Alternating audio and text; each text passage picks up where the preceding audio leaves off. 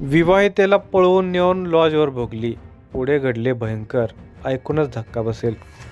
प्रेम या पवित्र भावनेला आजकाल थोडे वेगळेच रूप आलेले आहे. आई वडील, पती, मुले या सगळ्यांच्या प्रेमापेक्षा परका पुरुष काही महिलांना जास्त जीवाभावाचा वाटतो. त्याच्याशी संबंध ठेवण्यामध्ये तिला काहीच गैर वाटत नाही. त्यातही कोवळ्या वयामध्ये जमलेली प्रेम प्रकरणे पूर्ण होत नाहीत. संसारात असूनही प्रियकराची आठवण जीव कासावीस करते तेव्हा सारेच चुकीचे होत जाते. ही अधोगतीची जणू सुरुवातच असते. हे सारे घडून गेल्यानंतर समजते. असेच काहीसे जालना येथील एक विवाहितेच्या बाबतीत घडलेले आहे. ज्याच्यावर प्रेम होते त्याच्याशी लग्न झाले नाही, पण संसार आणि पतीशिवाय एक मूल असूनही तिला प्रियकर हवा वाटला.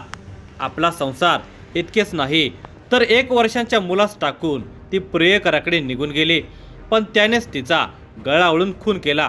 या धक्कादायक आणि दुर्दैवी घटनेचा सविस्तर वृत्तांत पुढे पाहण्याअगोदर जर तुम्ही या चॅनेलवर जर नवीन असाल तर प्लीज आपल्या ह्या मराठी चॅनेलला नक्की सबस्क्राईब करा. अकोला जिल्ह्यातील अकोट शहरामध्ये महेश कॉलनीमध्ये पवन लक्ष्मण इंगळे हा आई वडिलांच्या सह राहत होता. त्याच्या क्लासमध्ये त्याची एक मैत्रीण होती. तिचे नाव होतं निशा. दोघेही एकाच वर्गात शिकत होते. त्यातून दोघांच्यामध्ये चांगली मैत्री झाली. हळूहळू वाढत्या वयाबरोबर मैत्रीचे रूपांतर प्रेमामध्ये झाले. प्रेमाला बहर आला, पण अनेक प्रेम प्रकरणाप्रमाणे यातही अपयश आले. निशाचा विवाह तिच्या पालकांनी अकोट शहरातील एका व्यक्तीशी लावून दिला. ती नांदायला गेली. तिचा संसार सुरू झाला. सारे काही सुरळीत चाललेले होते. तिच्या संसारामध्ये त्याला एक मुलंही झाले. पती मूल संसार सारे असले तरी तिच्या मनामध्ये मात्र पवन अजूनही तिच्या मनामध्ये होता. तिचे पवनवरील प्रेम जराही कमी झालेले नव्हते. त्यांच्या भेटीगाठी होतच होत्या. तिचा मुलगा 1 वर्षाचा झालेला होता. त्या बाळाची तिला काळजी घ्यावी लागत होती, पण मन मात्र पवनकडे ओढत होते. तिला मूल संसारापेक्षा पवन प्यारा वाटत होता. तिला पवनला चोरून लपून भेटण्याचा कंटाळा आलेला होता. अखेर मुलगा आणि नवऱ्यावर पाणी सोडून ती पवनकडे निघून गेली. महेश कॉलनीतील त्याच्या घरी लग्न न करताच राहू लागली. आपली पत्नी, संसार आणि मुलगा सोडून गेल्याने पती बिचारा हतबल झालेला होता. त्याला काय करावं हेच सुचेना. त्याने तिच्या आई वडिलांच्याकडे हात पसरला. त्यांनाही मुलीने केलेल्या कृत्याबद्दल लाज वाटत होते. त्यांनी तसेच पतीने तिची खूप समजूत काढलेली होती, पण ती काही ऐकण्याच्या मनस्थितीमध्ये नव्हती. ती ऐकतच नाही म्हटल्यावर सगळ्यांनी तिचा नाद सोडून दिला. ती आणि तिचे नशीब असे म्हणून तिचा पती आणि आई वडील गप्प राहिले. तेव्हापासून निशा पवन सोबत लिव्ह इन रिलेशनशिपमध्ये राहू लागली. दोघेही प्रेमाने राहत होते.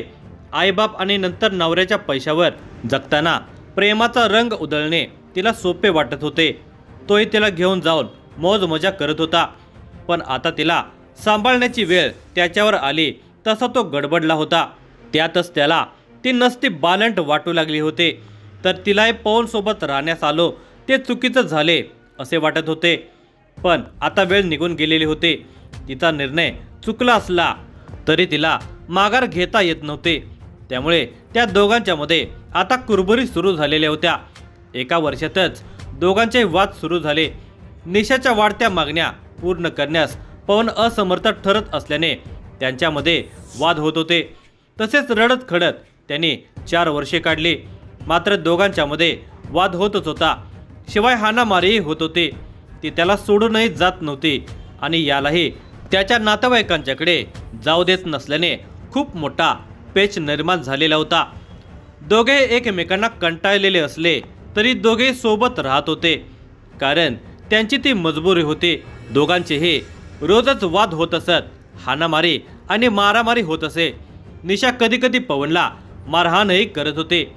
7 डिसेंबर रोजी सकाळी त्यांचा असाच वाद उद्भवला होता. वादाचे पर्यावसन हाणामारीत झालेले होते. पवन याने निशाचे डोके भिंतीवर आपटले. त्यामुळे तिच्या डोक्याला चांगलाच मार लागलेला होता. ती खूप चिडलेली होती. परिणामी दिवसभर त्या वादाची धग कायम होते. रात्री 9 वाजण्याच्या दरम्यान त्याच कारणावरून त्यांचा परत वाद उद्भवला.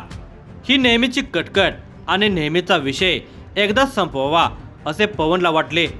पवन याने तिचा गळा आवळला. ती तडफडू लागली, पण त्याला दया आली नाही. त्याने पंजा जोराने आवळला. काही वेळातच टाचा घासत निशा मृत्युमुखी पडली. निशाचा मृत्यू झाल्याचे लक्षात येताच तो घाबरला. आता बोंबाबोंब होईल म्हणून हत्येचा विषय आत्महत्येवर ढकलण्याचा त्याने खाटाटोप केला. त्याने निशाने गळफास घेतल्याचा बनाव केला आणि तो पोलीस स्टेशनला पोहोचला. रात्रीचे 9 वाजलेले होते. अकोट पोलीस स्टेशनमधील कर्मचारी आपापल्या कामामध्ये व्यस्त असताना पवन पोलीस स्टेशनला आला. ठाणे अंमलदारांच्या समोर येऊन त्याने आपले नाव पवन इंगळे, राहणार महेश कॉलनी असे सांगितले. तसेच माझ्या पत्नीने गळफास घेऊन आत्महत्या केली आहे असेही तो म्हणाला. घटनेचे गांभीर्य लक्षात घेता त्वरित PSI निलेश बारहाते, SI वक्टे यांनी धाव घेतली. घटनास्थळी बघ्यांची गर्दी झालेली होती. घरामध्ये पलंगावर निशाचा मृतदेह पडलेला होता. मृतदेहावर ओढणी झाकून ठेवलेली होती. आपण घरी नसताना निशाने ओढणीने गळफास घेतलेला होता. घरी आल्यावर लक्षात येताच तिचा पंख्याला लटकलेला मृतदेह सोडून खाली पलंगावर घेतल्याचे पवन पोलिसांना सांगत होता. घरातील सर्व सामान व्यवस्थित होते. कोणतीही गोष्ट अस्ताव्यस्त नव्हते. खोलीतील गळफास घेतलेला पंखा जराही वाकलेला नव्हता. निशाच्या मृतदेहाचे बारकाईने निरीक्षण केले असता तिच्या शरीरावर ठिकठिकाणी मारहाणीचे लाल वळ उमटलेले होते. त्यामुळे पोलिसांच्या मनामध्ये वेगळाच संशय बळावला. घटनास्थळ पंचनामा आणि इतर पोलीस कारवाई करून मृतदेह अकोट सामान्य रुग्णालयात हलवण्यात आला. पोलिसांनी पवनबाबत गोपनीय माहिती घेतली असता सगळा प्रकार उघडकीस आला. निशा ही पवनसोबत 4 वर्षांपासून लिव्ह इन रिलेशनशिपमध्ये राहत होती. विवाहित आणि एका मुलाची आई असलेली निशा नवरा आणि मुलाला सोडून आलेली होती. त्या दोघांच्यामध्ये खूप वाद होत असल्याची खबर पोलिसांना मिळाल्याने संशय बळावलेला होता. दुसऱ्या दिवशी शवविच्छेदन झाल्यावर वैद्यकीय अधिकाऱ्यांनी निशाचा गळा दाबून खून झाल्याचा प्राथमिक अहवाल नोंदवल्याने अकोट पोलिसांनी मृतक निशाच्या भावाने दिलेल्या फिर्यादीवरून अपराध नंबर 484/2025 भारतीय न्याय संहिता 2023 कलम 103(1) अन्वये गुन्हा दाखल केला. पोलिसांनी त्वरित पवन इंगळे याला ताब्यात घेतले. सुरुवातीला आपण काहीच केले नसल्याचा आव आणणारा पवन पोलिसांचा पाहुणचार मिळाल्यावर सुतासारखा सरळ झाला. त्याने घडलेला सगळा घटनाक्रम कथन केला आणि रिलेशनशिपमध्ये राहणाऱ्या महिलेचा खोट्या प्रेमापोटी बळी गेल्याचे निष्पन्न झाले. या घटनेचा तपास अकोला जिल्हा पोलीस अधीक्षक अर्चित चांडक, अप्पर पोलीस अधीक्षक B चंद्रकांत रेड्डी, पोलीस उपविभागीय अधिकारी सुदर्शन पाटील यांच्या मार्गदर्शनाखाली अकोट शहर पोलीस स्टेशनचे ठाणेदार पोलीस निरीक्षक अमोल माळवे, पोलीस उपनिरीक्षक Nilesh Barhate, Vaibhav Tayde, SI Anil Wakte, police head constable Nandkishor Kulat, police naik Vipul Solanke, police constable Vishal Darurkar, Sandeep Tayde, Suresh Makode हे पुढील तपास करत आहेत.